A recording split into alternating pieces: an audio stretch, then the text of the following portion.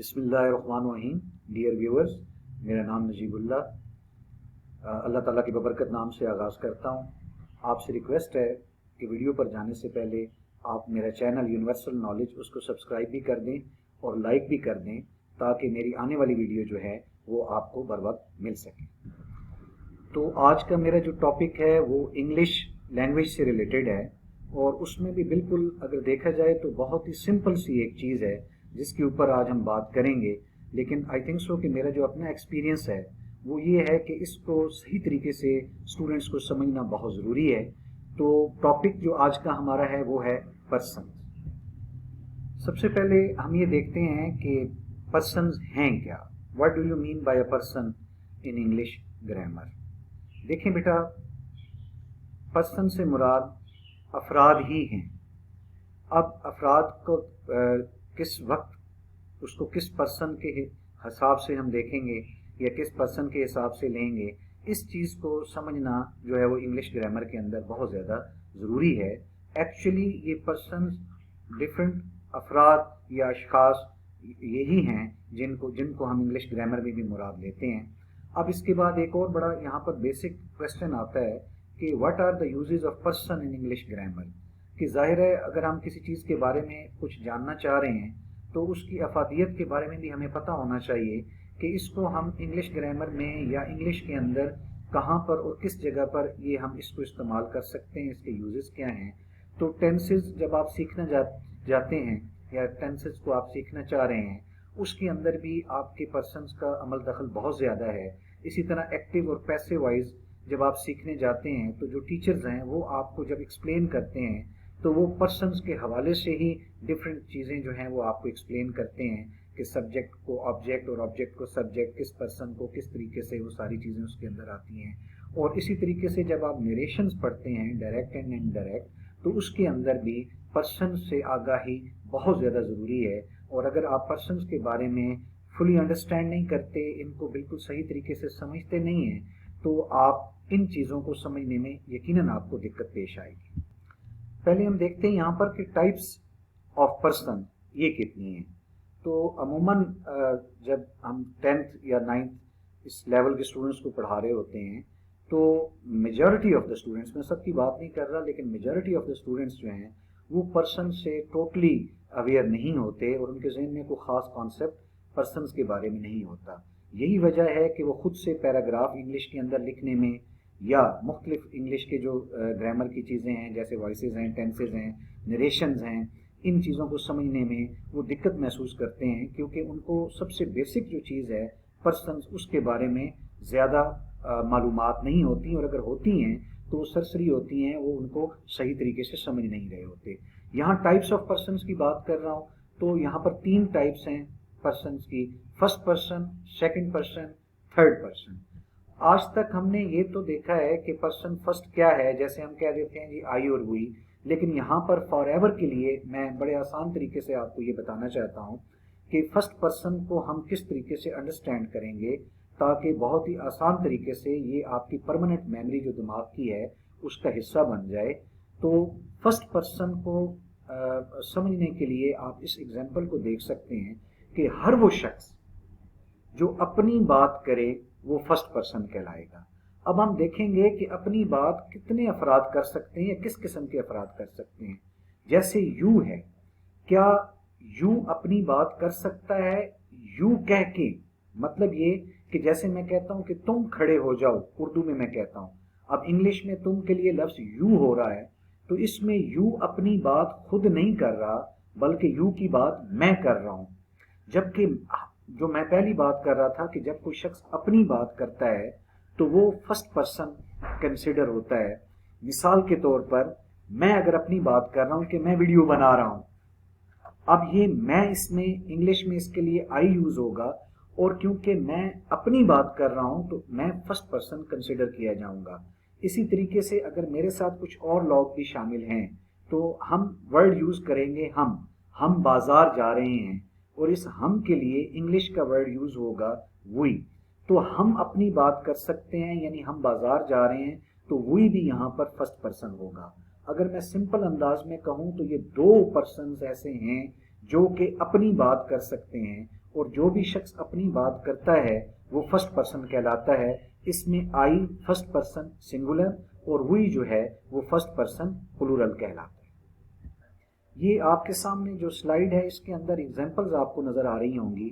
I am playing cricket, میں cricket کھیل رہا ہوں، تو اس میں آئی جو ہے وہ فرسٹ پرسن ہے.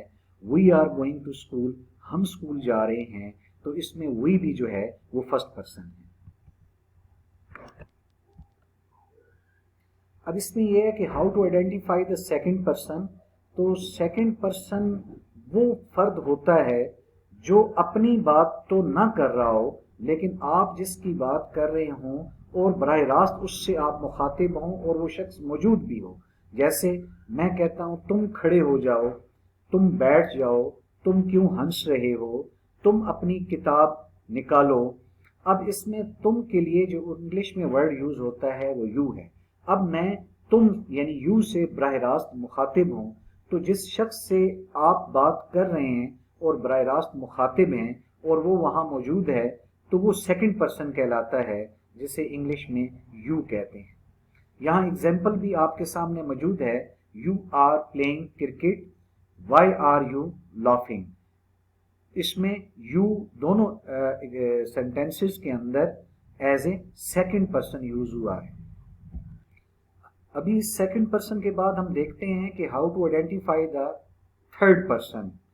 تو تھرڈ پرسن کے لیے جو کرائٹیریا ہے اس کو سمجھنے کے لیے وہ یہ ہے کہ جب آپ کسی سے کسی تیسرے انسان کی بات کر رہے ہوتے ہیں، وہ وہاں اسکرین پہ یا سین پہ موجود ہو بھی سکتا ہے اور نہیں بھی، لیکن آپ کسی شخص سے جب کسی اور بندے کی بات کر رہے ہوتے ہیں تو وہ تھرڈ پرسن کہلاتا ہے. مثال کے طور پر میں آپ سے کہہ رہا ہوں، آپ میرے سامنے موجود ہیں کہ وہ ایک ذہین لڑکا ہے.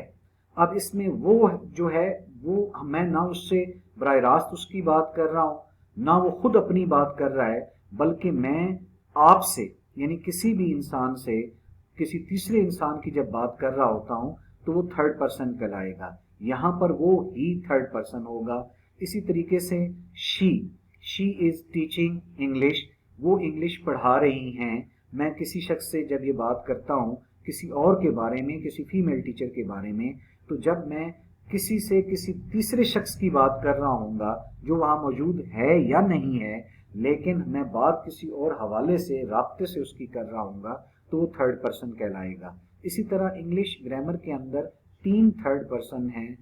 یہ جو تھرڈ پرسن ہیں یہ آپ کی اسکرین کے اوپر موجود ہیں. ہی، شی، اٹ اور دے. یہی 4 جو ہیں وہ ایز اے تھرڈ پرسن کے طور پر استعمال ہوتے ہیں. ایگزامپلس بھی ان کی آپ کے سامنے ہیں. He is a good boy, she is playing with her doll, it is my pen, they are going to school. اگر ہم اس کو کنکلوڈ کریں اور بڑے آسان سے تینوں چیزوں کو جو ہم پڑھ چکے ہیں پرسنز، تو وہ یوں ہوگا کہ فرسٹ پرسن وہ شخص ہوتا ہے، وہ پرسن ہوتا ہے جو اپنی بات کرے. اور اپنی بات 2 طریقوں سے ہو سکتی ہے، یا آئی یا وہی، یعنی یا میں اپنی بات کر سکتا ہوں یا ہم مل کر اپنی بات کر سکتے ہیں، تو یہ فرسٹ پرسن ہوگا. سیکنڈ پرسن جب آپ کسی سے براہ راست مخاطب ہوتے ہیں تو وہ آپ کا سیکنڈ پرسن ہوتا ہے، اس کے لیے ہم ورڈ یوز کرتے ہیں یو. اور تھرڈ پرسن جب ہم کسی شخص سے کسی اور کی بات کر رہے ہوتے ہیں، بیچ میں کوئی حوالہ آ جاتا ہے تو وہ تھرڈ پرسن بن جاتا ہے. جیسے he is playing cricket, she is laughing at them, اس قسم سے they are playing football. تو اب ہم ان تینوں کیسز کے اندر ان کی بات کر رہے ہیں جو یہاں پر جن سے ہم براہ راست مخاطب نہیں ہیں بلکہ کسی شخص سے ہم ان کی بات کر رہے ہیں، تو یہ تھرڈ پرسن کہلاتے ہیں.